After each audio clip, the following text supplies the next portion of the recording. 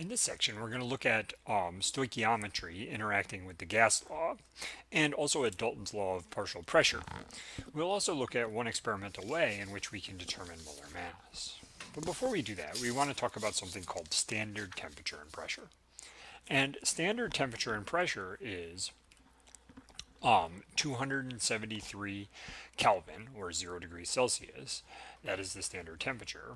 And the standard pressure is 1 atmosphere. And at STP, standard temperature and pressure, 1 mole of any gas occupies 22.4 liters. And here you can see this person standing next to a 22.4 liter box, which gives you some idea of the scale. Of course, it's probably close to standard pressure in the room, but probably not close to standard temperature. 0 degrees Celsius is pretty cold for a room. But anyway, a gas occupies 22.4 liters at standard temperature and pressure. And you'll note that this is any gas.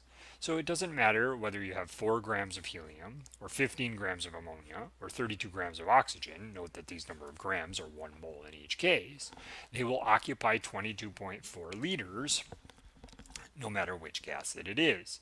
Even though we have less grams of helium, it takes up the same amount of space as more grams of oxygen. They both contain 1 mole of gas, or said another way, the same number of atoms.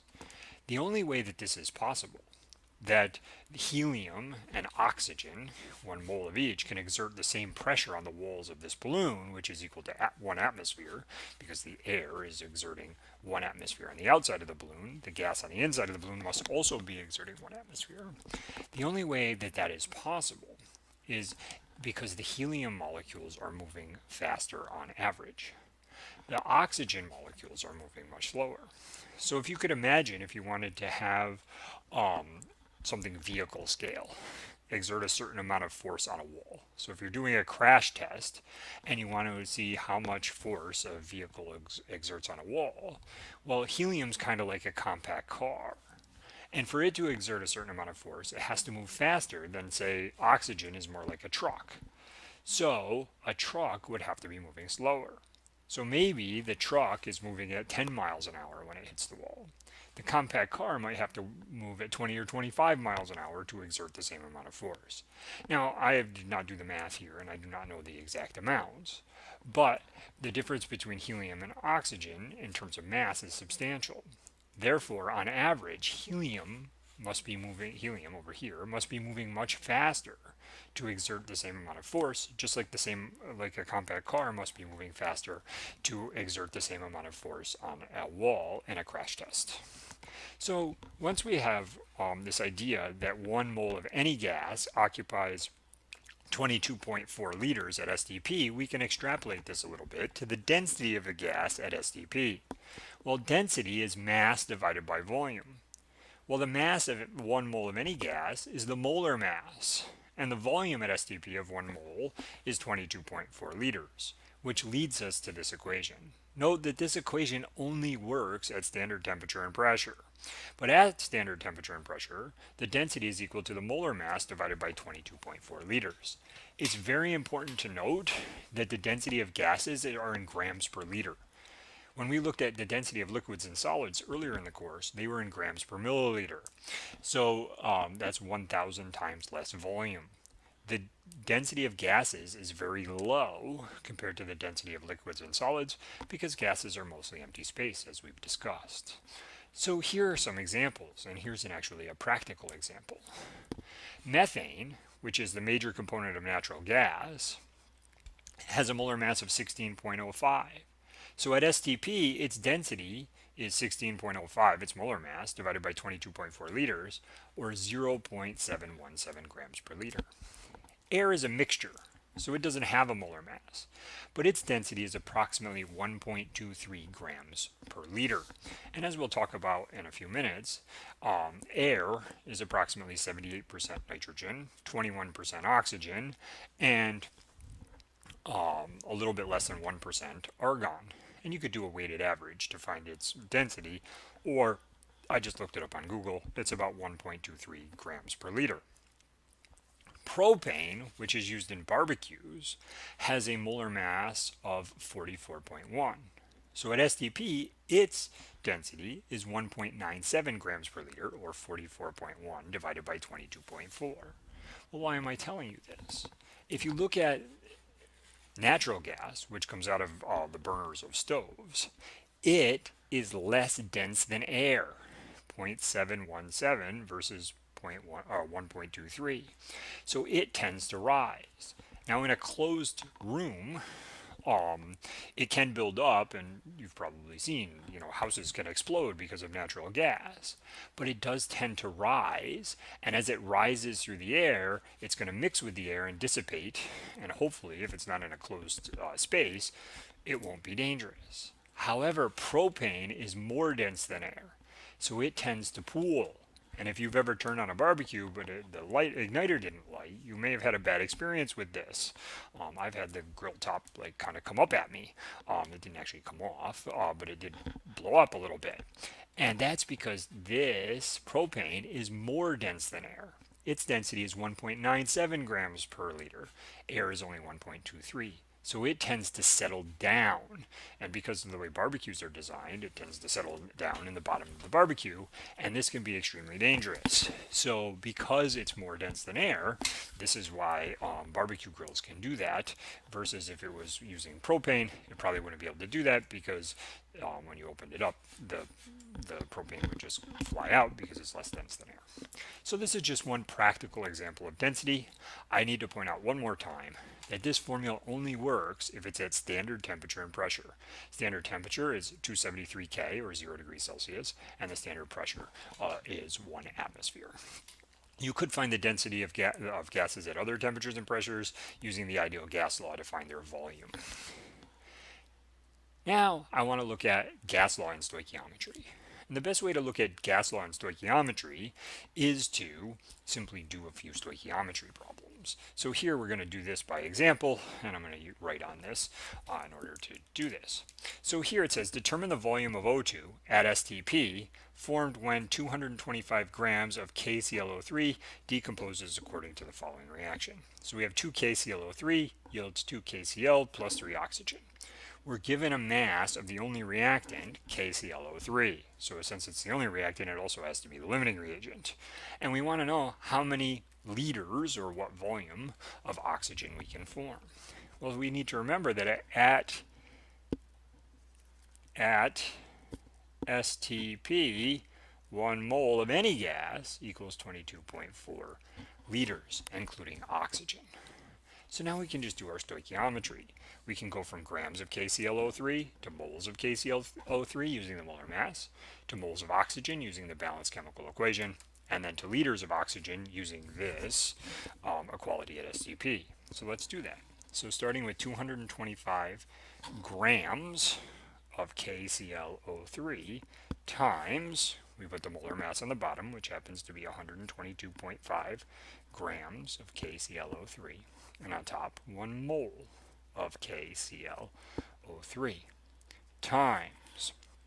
Now we're going to use the balanced chemical equation to convert it to moles of oxygen. So we want to get rid of KClO3, so we put 2 moles of KClO3 on the bottom, and on top 3 moles of oxygen. Then finally, we can only do this because it's at STP. We know that 1 mole of oxygen, or any other gas, is 22.4 liters at STP. Multiply by the top, divide by the bottom, repeat, repeat, repeat to 3 significant figures. We get 61.6 liters of oxygen being formed when we decompose the 225 grams of KClO3. In the next question, it looks like I deleted the equation here. I didn't mean to do that. It says, what volume of oxygen at 525 K and 12.2 atmospheres is consumed if 48.5 grams of ammonia is produced? Well, we need a balanced chemical equation. So this didn't say what volume of oxygen. This should say what volume of nitrogen. So I made a couple mistakes here. So it says what volume of nitrogen at 525 K and 12.2 atmospheres is consumed if 48.5 grams of ammonia is produced.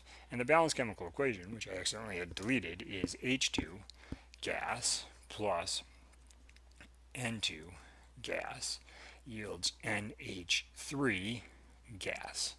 And we need a 3 here and a 2 here to balance it. So in this case, it's not at STP. It's at 525 Kelvin and 12.2 atmospheres. So we need to figure out how many moles of nitrogen we can form and then use PV equals nRT. So we want to go from 48.5 grams of NH3 to moles of NH3 by dividing by the molar mass. Well, it turns out that NH3 is 17.05 grams of NH3 per 1 mole of NH3.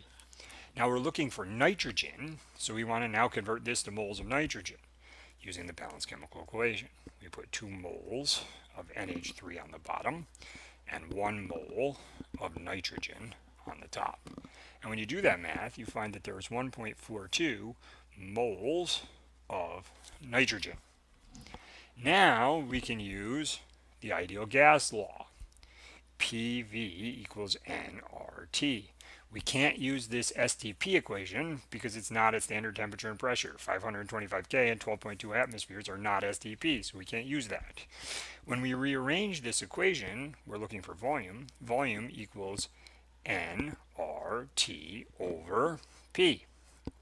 Plugging in 1.42 moles that we just found times the ideal gas law constant, 0.08206, that's liter atmospheres per mole K, I'm not going to write it, times the temperature in Kelvin, it's given 525 K, divided by the pressure in atmospheres, it's given 12.2 atmospheres.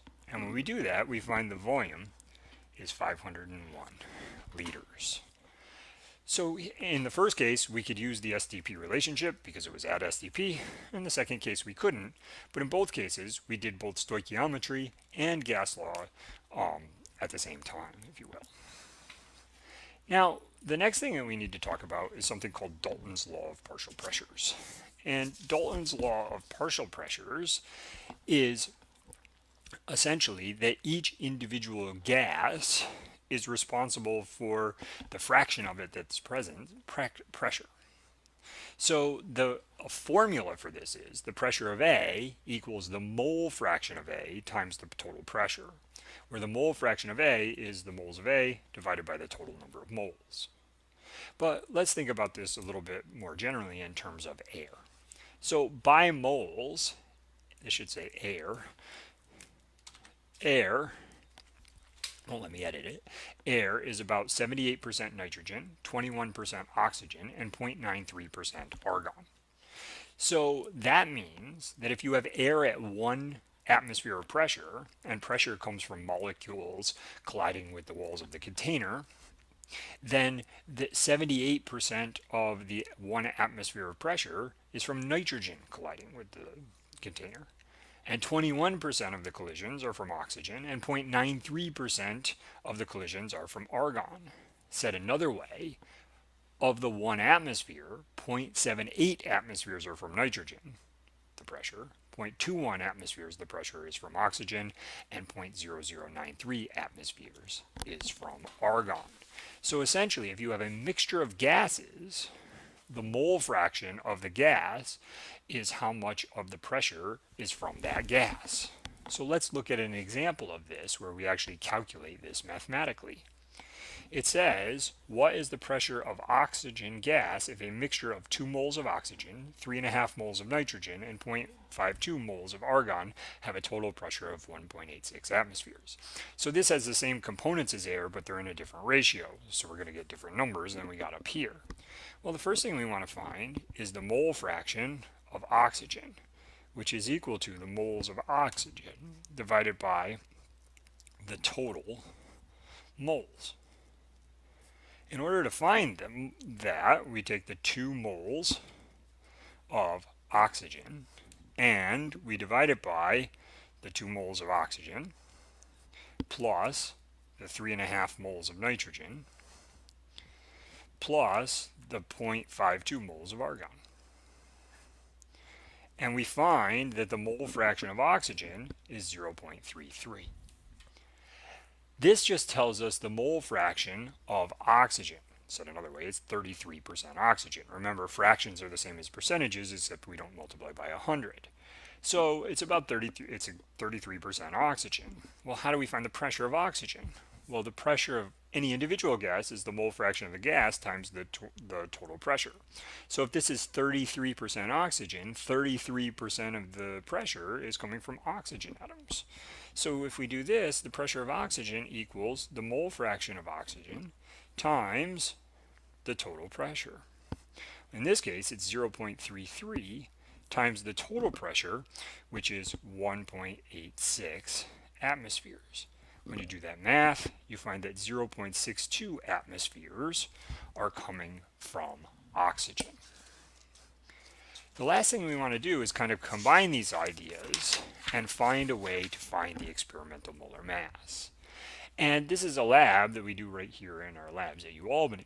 It says, what is the experimental molar mass of magnesium if the reaction of 0.862 grams of magnesium with excess hydrochloric acid produces 0.898 liters of hydrogen gas over water at 298 K and 1 atmosphere of pressure. The vapor pressure of water at 298 K is 23.8 torr. So here we have, I'm going to switch back to the notes because it's a little better to see on the color picture. Here we have a reaction. Say it's a reaction between magnesium and hydrochloric acid. And we're going to bubble this through water. As air is formed, as a gas is formed, in this case hydrogen, the water is pushed out of this bottom of this flask. This is a convenient way to collect a gas. It's not possible to collect a gas in some kind of evacuated vial easily. So this is a much simpler way of doing it. The problem when you do it this way is that you don't only collect the hydrogen that is being generated by the reaction. Naturally, some water goes into the atmosphere, and it becomes humid in here, if you will. Well, it turns out that that humidity or amount of water is based on the temperature. So the warmer it is, the more likely the water is to go into the gas phase. And actually, we talk about that later on in the course. But here, we want to essentially solve this problem. So we're given the mass of magnesium that we reacted, the volume of hydrogen that we produced, the temperature and pressure of the hydrogen, and the vapor pressure of water. The first thing we want to do is we want to find what is the pressure of the hydrogen that's in there, because it's not just hydrogen in there, it's hydrogen and water. So step one is to find the pressure of hydrogen. So the pressure of hydrogen is equal to the total pressure minus the pressure of the water vapor. So in this case, the total pressure is 760 torr because it's 1 atmosphere. And we're going to subtract the pressure of the water vapor, which is the 23.8 torr. And when we do that, we find that it's 736.2 torr, but we have to convert that back to atmospheres, divide by 760, because we're going to plug it into the ideal gas law in a minute. So that comes out to be 0.969 atmospheres. Step 2. After we have found the pressure of hydrogen, we want to find the moles of hydrogen. Well, how do we do that? Well, we have pressure, we have temperature, we have the volume. So therefore, we can figure out using the ideal gas law. The ideal gas law, again, is PV equals nRT. In this case, we're trying to solve for n, so n equals PV over RT. Plugging in, we have the pressure, 0.969 atmospheres. We have the volume, it's given in the problem, 0.989, oops, I said 0.898 liters. We have R, it's a constant, 0.08206, that's liter atmospheres per mole K.